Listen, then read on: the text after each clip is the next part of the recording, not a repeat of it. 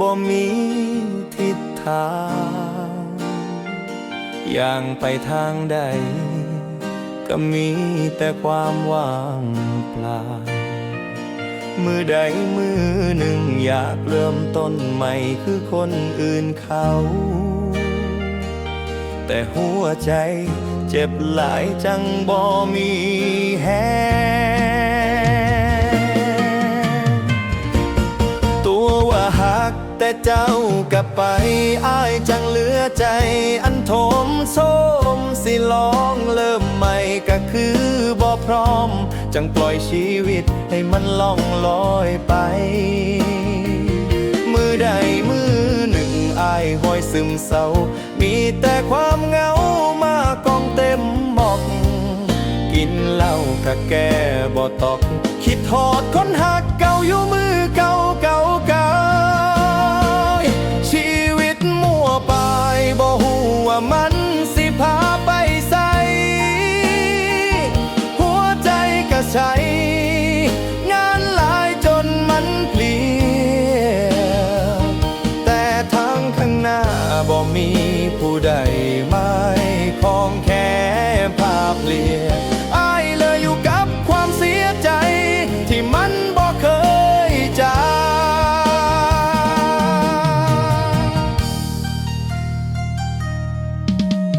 เงินก็บ่มี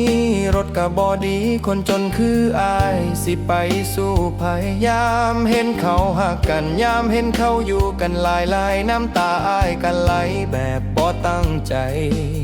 ชีวิตอ้ายคือเรือใบที่แล่นล่องในแม่น้ำหมอกบ่มีสมอให้เกี่ยวบ่มีไผมาบอกว่าทางใดคือทางที่ควรย่างไปชีวิตนัวไป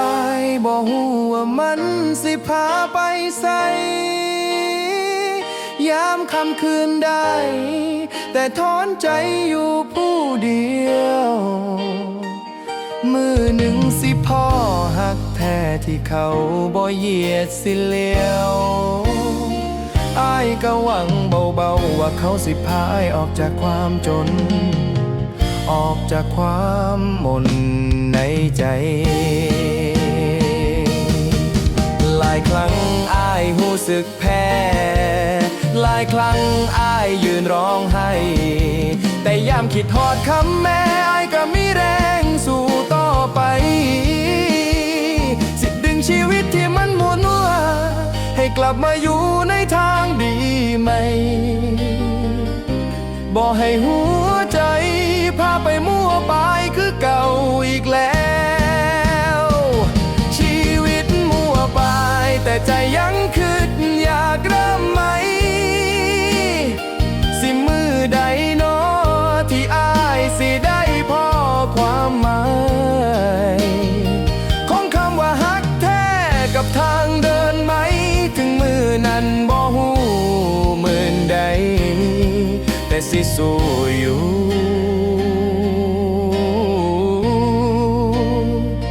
จนกว่าสิฮอด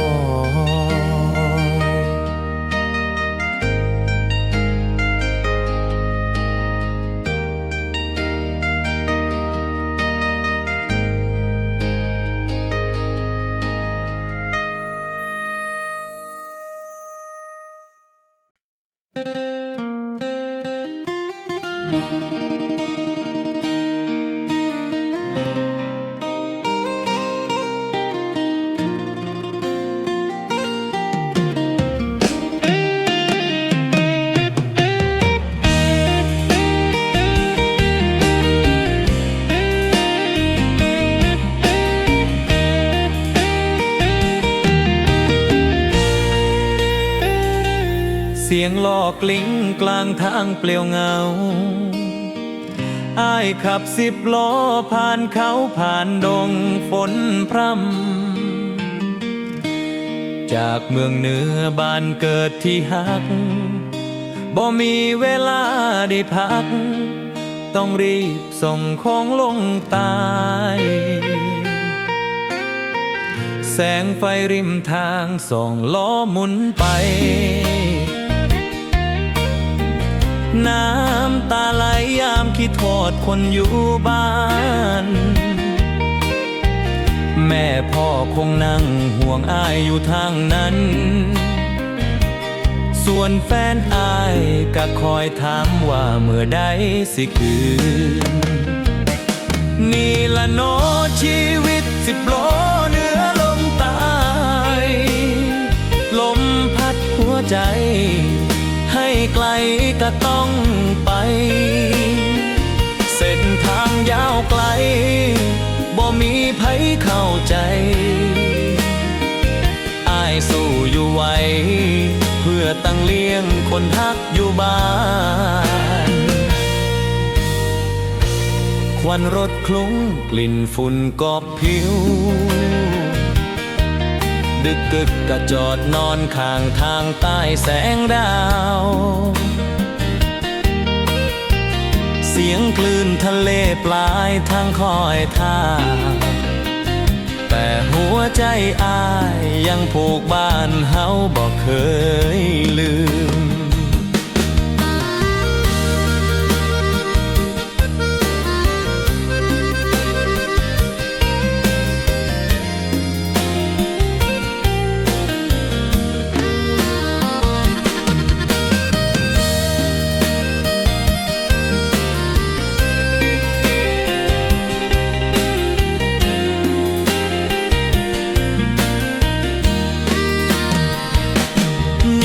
เนาะชีวิต10 ล้อเหนือลมตายถนนเป็นสหายแสงไฟเป็นเพื่อนตายส่งของท่านเวลาถึงปลายทางเมื่อไรไอ้สิรีบโทรบอกคนหักว่าปลอดภัยเด้อบางคราวก็ท้อสู้กับโชคชะตาแต่คิดทอดหน้าแม่พ่อก็มีแรงไปต่อแม้ทางจะไกลก็ยังบอกเคยหวั่นชีวิตอ้ายมันเกิดมาเพื่อทางยาวนี่ละเนาะชีวิต10 ล้อเหนือลมใต้ขับฝันของอ้ายไปหอดทุกปลายเส้นทางถึงยากลำบากแต่หัวใจก็ยังสู้เพื่อคนที่ฮักอยู่บ้านคือแรงให้เดินต่อไป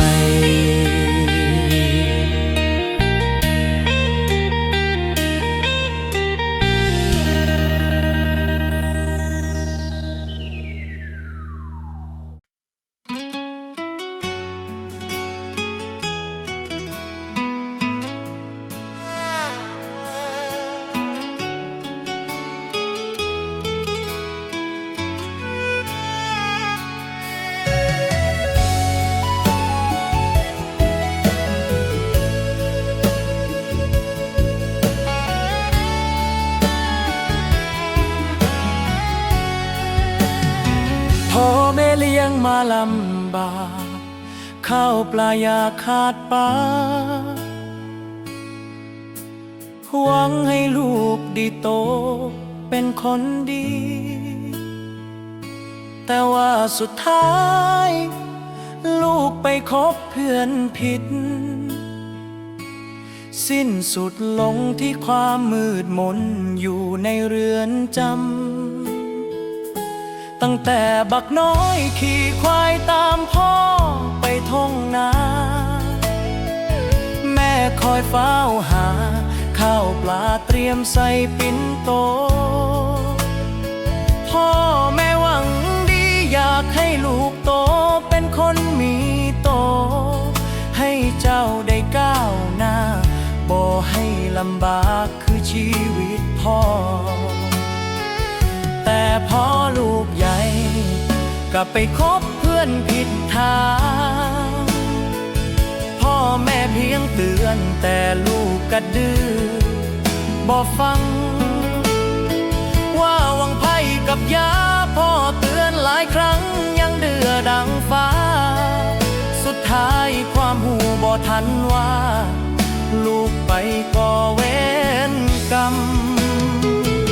โอ้ลูกเอ๋ยเห็นลูกคร่ำให้อยู่ในเรือนจำพ่อแม่ก็เจ็บนำก้อนใจแทบขาดเลือดในออกคักแท้เดเจ็บจนบ่มีคำเว้าออกมาอยากเว้าให้เจ้าหูว่าพ่อแม่ยังฮักเจ้าเสมอ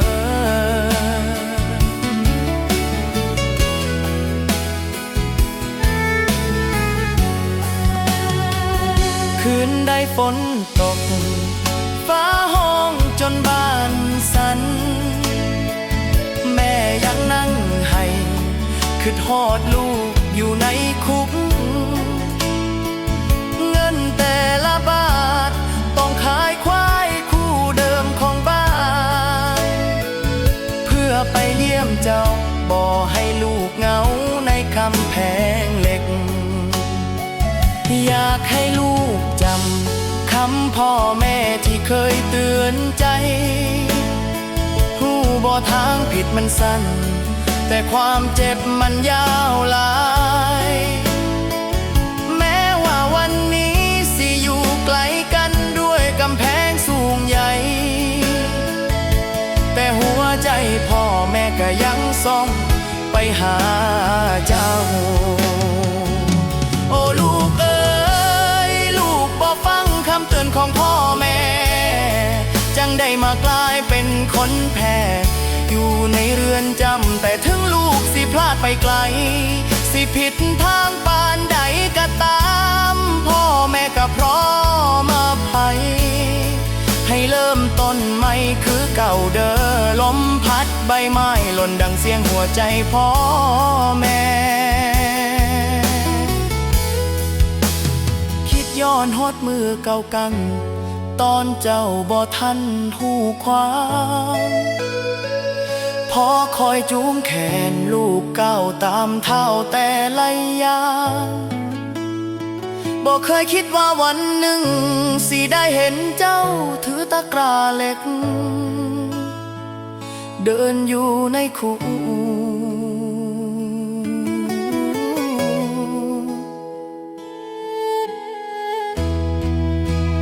โอ้ยคำว่าฮักลูกมันใหญ่กว่าสิ้นหนูบ้านใหญ่จบกว่าเฮือนใหญ่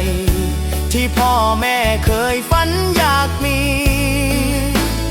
ขอเพียงลูกตั้งใจสาบานว่าสิกลับตัวใหม่วันออกจากเรือนจำพ่อแม่สิรอเจ้ากลับสู่อ้อมแขนอีกครั้ง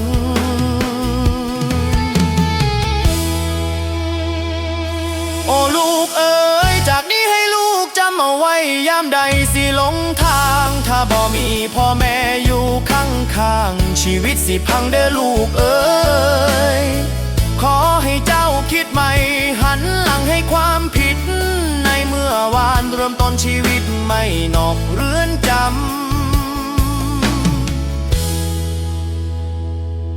พ่อแม่สิรออยู่บ้านเฮาเด้อ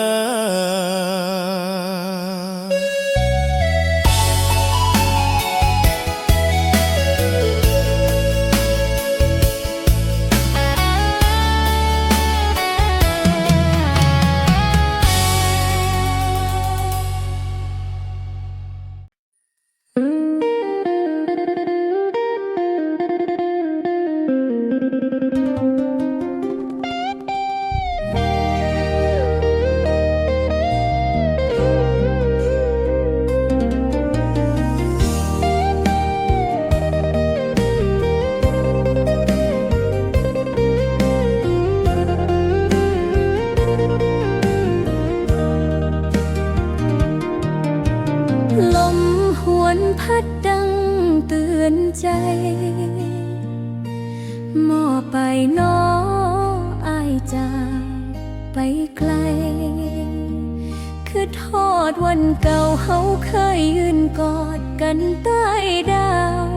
คือทอดโตนักเรียนคนดีของน้องในวันก่อนเก่า ตั้งแต่น้องมาลงเรียนในเมืองลมเหนื้อตั้งเติงหาอายอยู่ทุกวันอายเป็นเบาสามัคคีตั้งใจเรียนเพื่ออนาคตน้องอยู่ไกลป่านใดก็ยังหักบ่เคยลดแต่ก็หูหนทางมันไกลใจสองเฮาบ่ได้อยู่ใกล้คือเก่าหม้อปลายตัวน้อยของน้องคือยังหักยังห่วงยังรอเจ้าน้องคิดฮอดใส่ไหมเรียนที่เมื่อปลายนั่นล่ะคิดฮอดเวลาพากันไปกินส้มตำข้างทางคิดฮอดตอนอายบอกฮักเบาว่ายามห้วยยืนเบิ่งดาวนำกัน ถึงอยู่ไกลในเมืองใหญ่ใจน้องยังจดจำวันเก่าคิดฮอดสมัยเรียนคนนั้นที่น้องฮักหมดใจเด้อจ้า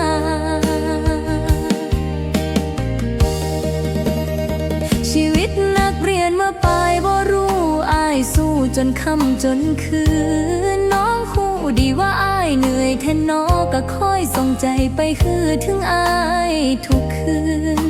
บางเทื่อก็น้ำตาไหลย่ามเบิ่งรูปถ่ายคู่กันวันนั้นความฮักบ้านนอกของเขา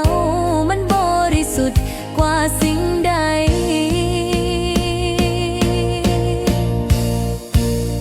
น้องคิดฮอดสมัยเรียนที่เคยปั่นจักรยานมารำคิดฮอดเสียงหัวเราะอายชอบแกล้งให้น้องงอนคิดฮอดไออุ่นวันนั้น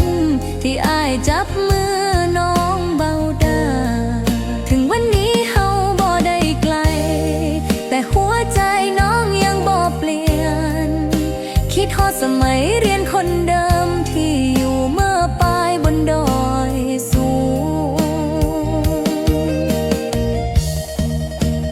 ลมหนาวพัดมาทีไรใจมันไหวทุกครั้งเพลงที่อ้ายเคยห้องให้น้องยังจำได้ทุกคำถึงอยู่ไกลหลายร้อยกิโลฮักของน้องยังเดิมคือเก่าบ่มีวันจางหายน้องคิดฮอดสมัยเรียนที่มาปลายดินแดนบนดอยคิดฮอดอายคนนั้นผู้ชายเสียงนุ่มที่น้องฮักแม่นเวลาผ่านไปปานใดหัวใจน้องยังยืนรออยู่ขอแค่คู่อายยังสบายดีบอกน้องแน่บอกให้ใจอุ่น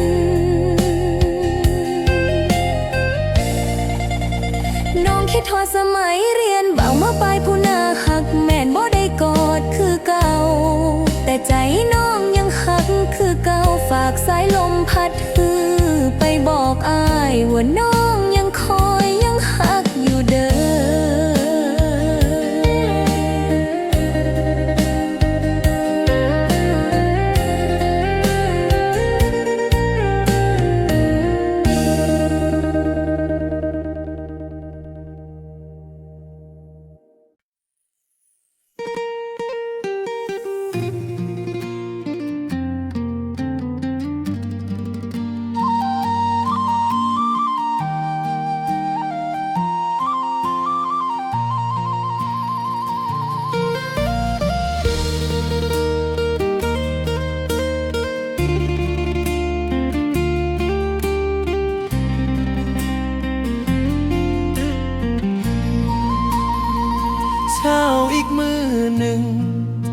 ก็ลุกขึ้นมาหาเงินสิเฮ็ดหยังก็หอบเอาความจนไปนำกระเป๋าแบนคือเก่าสิเข้าสับมือก็ยังบ่ฮู้ชีวิตสู้ๆก็มากร้อยหาเช้ากินค่ำแดดก็ร้อนแท้หนอใจอ้ายก็อ่อนล้าค่าหอค่าไฟมันก็มาเป็นเงาตามบ่อยากฝันไกลเพราะ ราหูโตว่าจนเหลือเกิน ได้แต่อย่างฟ้าเดินหอบความหวังไปนำ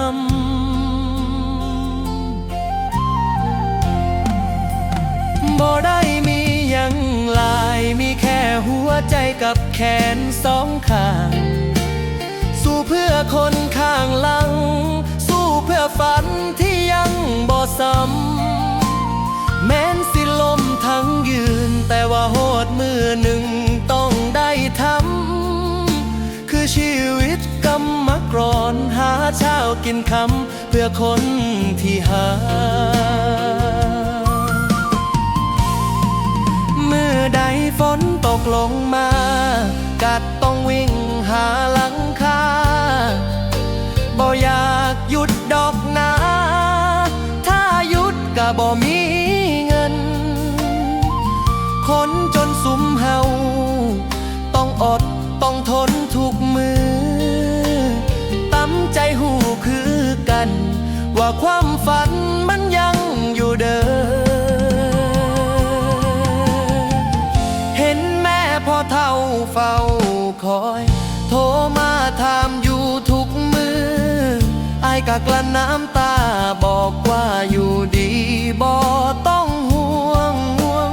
แต่ความจริงลึกกึกสิ้นเดือนมันทวงหนักหนา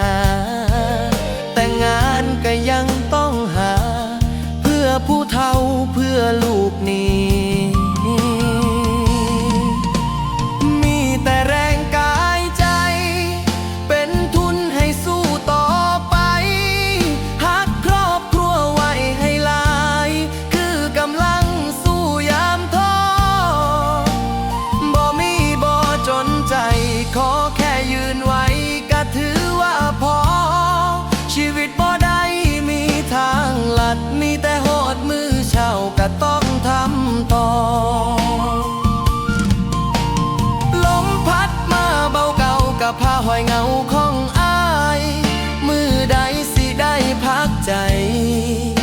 จังโดนที่เฝ้าฝันแต่ยังบ่ท้อดอกเด้อชีวิตคนจนมันต้องฝ่าไปหากมือหนึ่งโชคดีได้อายสิลืมความเหนื่อยพุ่นท้อมีแต่ความตั้งใจบ่ได้หวังรวยคือไผแค่ขอพอได้ใจปากท้องบ่ข้างคา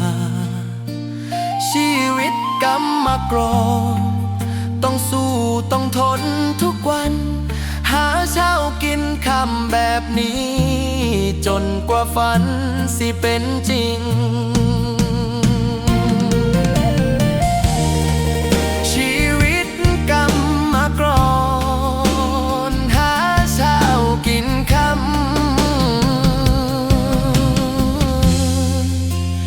แม้ว่ามันสิลำบากแต่ว่าหัวใจยังบ่เคยทิ่มฝัน